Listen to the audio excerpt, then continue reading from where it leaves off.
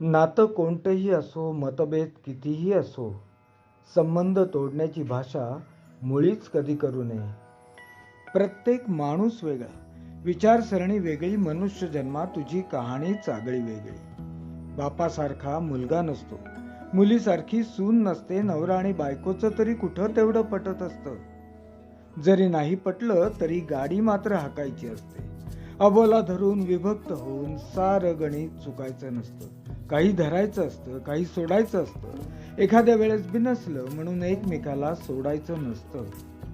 चुकल्यावर बोलावं, बोलल्यावर ऐकून घ्यावं, एकांतात बसल्यावर अंतरंगात डोकवावं. राग मनात ठेवला म्हणून कोणाचं भलं झालंय का? बिन फुलाच्या झाडाजवळ पाखरू कधी आलंय का? समोरची व्यक्ती चुकली तरी प्रेम करता आलं पाहिजे. झालं गेलं विसरून जाऊन गच्च मिठी मारली पाहिजे. स्वागत होईल न होईल, जाणं येणं चालू ठेवलं पाहिजे. समोरचा जरी चुकला तरी म्हणा, खुशाल ठेव देवा त्याला. आयुष्य खूप छोट आहे, हा म्हणता संपून जाईल. प्रेम करायचं राहिलं म्हणून शेवटी खूप पश्चाताप होईल. लक्षात ठेवा, नात्यापेक्षा दुसरं काहीही मोठं नाही.